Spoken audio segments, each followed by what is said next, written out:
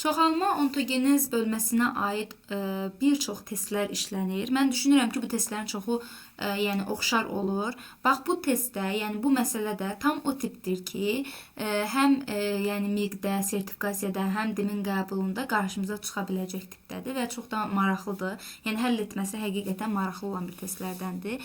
Bax görək testimizdə nə deyir?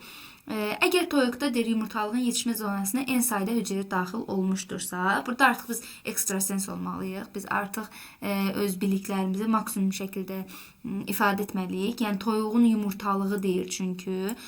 Toyuğun yumurtalığına en sayda hüceyrə daxil olubsa, biz burada düşünməliyik ki, proses gamotogenezdir. Yəni 4 en sayda hüceyrə əmələ gəlir. Gamotogenezdə çünki bir hüceyrədən 4 əmələ gəlir. En sayda hüceyrə daxil olmuşsa və bu bölünmə nəticəsində əmələ gələn qametlərin artıq toyuğun yumurtalığı dediyinə görə biz bilirik ki, bu 4N-dən başlanğıc hüceyrə qədər qamet əmələ gəlir. Yəni N qədər qamet əmələ gəlir. Qalanı, yəni 3N-i bunun. Qalanı isə yönəlci cisimcikdir.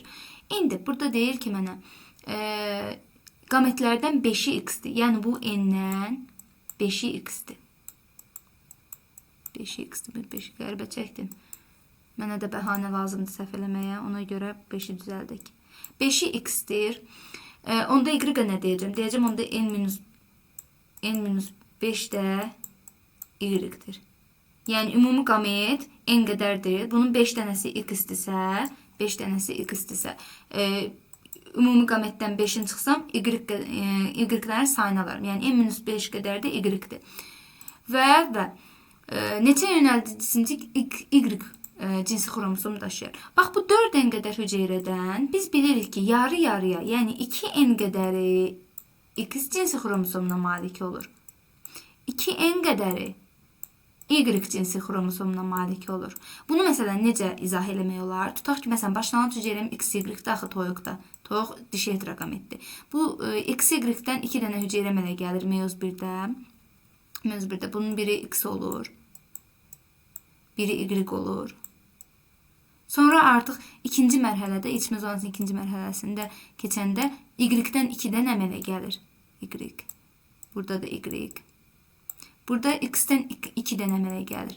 Fikir verirsiniz, 4 dənə hüceyrədən, 4 hüceyrədən ikisi X olur. İkisi Y olur. Y, X. Yəni onda 4N'in 2-ni X deyil, 2N qədəri də Y-dir.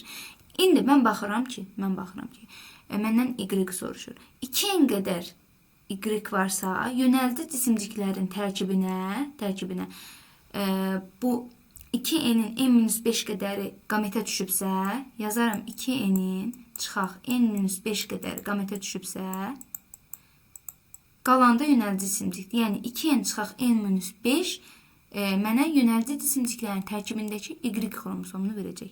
Onda 2N plus mötərizəni açanda minus daha doğrusu plus neymiş? Minus N üstə gələk 5.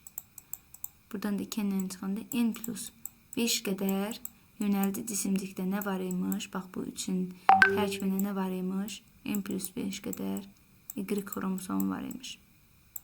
X xromosomunu soruşsaydıq nə deyəcəkdik? X xromosomu sayı 2N deyilmi? Onda mən deyərəm ki, 2N çıxılsın 5 qədər də yönəldi cisimciyin tərkibində X var. Niyə?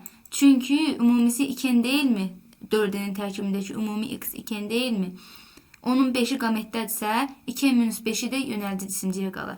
Yaxud da ki, 4N'in tərkibində 2N qədər Y var axı, bu 2N'in, yəni topasıdır da, bu yönəldi cisimciklərin qametin tərkibindəki Y-dir. Onun N-5 qədəri qametdədirsə, 2N çıxılsın N-5 qədər də yönəldi cisimcikdə olar. Və alınan cavab N plus 5 qədər, yəni A variantı olmuş olacaq. Ümid edirəm bu izah hər kəsə aid oldu. Yəni çox maraqlı bir məsələdir. Çoxalma ontogenezə aid və çox tez-tez istifadə olunan bir məsələdir.